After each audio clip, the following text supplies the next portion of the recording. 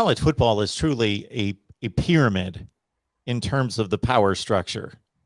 Just think of a pyramid. If you go down like a level, not even that much, it's still very exclusive. It's still very a very exclusive tier to get to. Notre Dame, Penn State, who else you want to throw in there from time to time? It's very difficult to get to that level.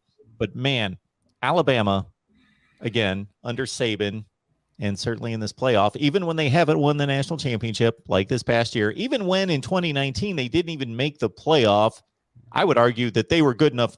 If you put them in the playoff, nobody would be surprised that has half a brain if they won the national champ. They have always been good enough to win the national championship. Then you basically have Clemson, Ohio State, and Georgia. I want to reserve Oklahoma from this because I just haven't seen it in any particular game except for the Rose Bowl Georgia game, where at their best, they obviously all won national championships, talking about those three.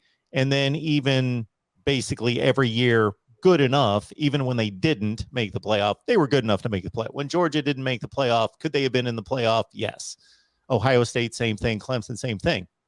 Oklahoma is kind of a curious example or comparison between those three because of what's happened in the playoff. Again, I will put the Rose Bowl game aside. Even though they lost it, they truly showed that they could compete that particular year with a team that came that close to winning the national championship. But otherwise, it has shown us when fans talk about their teams reaching the playoff and almost use that as the same place as winning a national championship. Okay, we just need to get to the playoff and think, okay, winning the national championship, getting to the playoff is almost the same thing. And it's almost another huge jump because we've seen it out of the Oregons and Washingtons and Michigan States of the world. They get to a playoff and they're just not there. And Oklahoma a few times.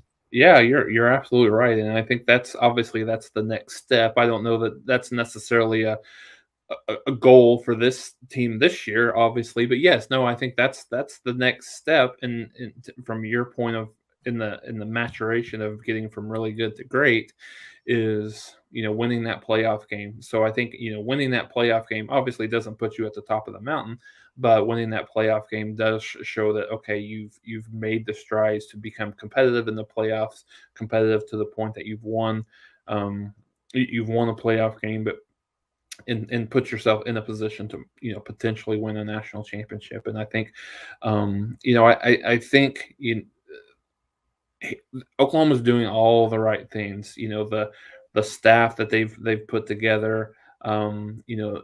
That if you listen to Thad Turnipspeed talk a little bit about the kind of the vision that they have in terms of building a recruiting department that's on kind of at the same level as an Ohio State, at the same level as a Clemson, as an Alabama. They're in the process. They've got the staff in place. Now they got to, he talked a little bit about, they've got to find a place to put them, from an office perspective. But, they've got that. And I think with what him and what Venables has done and the staff, I think they're building now it's time to, obviously see that product on the field. And I think, I think to that point, Oklahoma's, not in a position where they're devoid of talent whatsoever. Obviously we know that they lost a ton from last year's team just in terms of, transfer portal and things like that. But they've got the team. I think they've got a roster capable of challenging for the Big 12.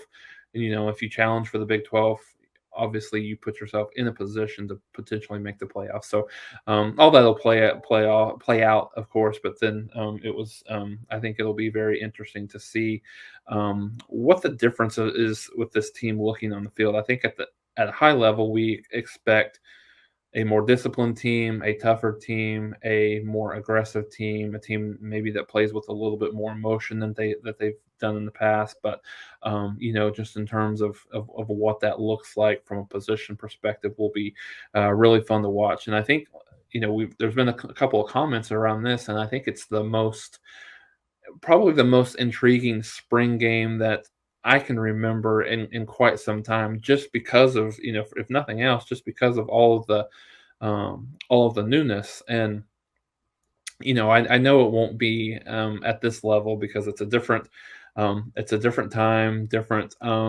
situations are a little bit different. But Thad Turnipseed talked a little bit about um, one thing that he said.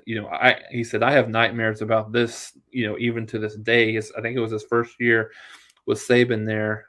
They had talked about for a spring game. What's the crowd going to be like? Obviously they went through a few down years comparatively, and they had made the decision where they were talking internally. Okay, should we open the upper deck? Should we have concessions? Should we do this and that? And keep in mind at that time there was no they didn't really charge schools didn't really charge for spring games, right? They just kind of it was free attendance anyone. And he said they had about 160,000 that that were there that walked up. And then he was like, well, what are we supposed to do? We don't have the upper deck, we don't have we don't have any concessions for them. So they realized that was that was something that they needed to prepare for. Not that Oklahoma's not prepared for that, but it's just one of those things where that was probably the most exciting spring game that he can ever remember, in terms of just fans being really really excited for a new era, a new regime. So could see something similar just this year. I think just from not really from a numbers perspective or in terms of 160,000, but from an excitement, and then you probably see more than you've seen in a long time for an Oklahoma spring game.